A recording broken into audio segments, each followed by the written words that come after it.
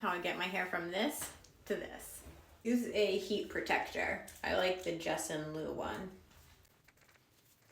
I also like the Bumble and Bumble one. I already air dried my hair. Just kind of get some volume.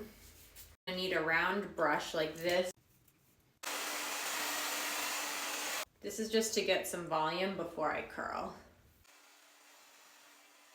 And you want to get the back for some extra volume.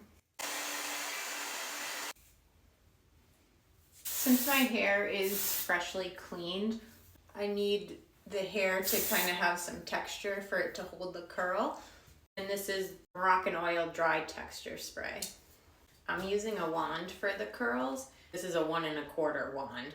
So I always start from the back, so once I finish a curl, I just throw it behind my head. So I always hold, this I learned on YouTube.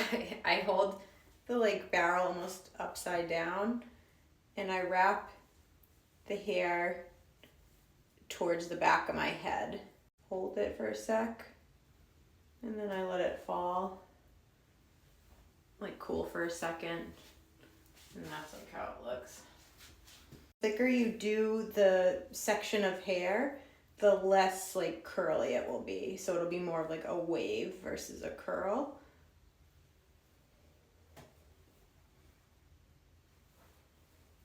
This is usually the size I do for my curls.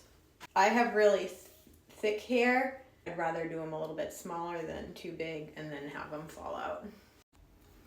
So now I finished the bottom section, and what I do is just go in with the hairspray. This is the Chi.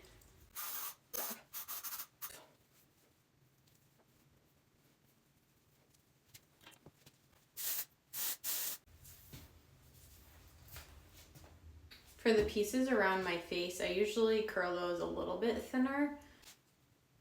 And you don't need to hold it as long if it's a thinner piece.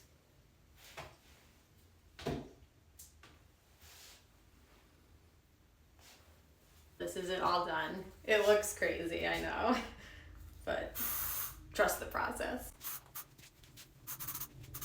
There's probably easier ways to do this, but this is what works for somebody that doesn't really, hair isn't their expertise.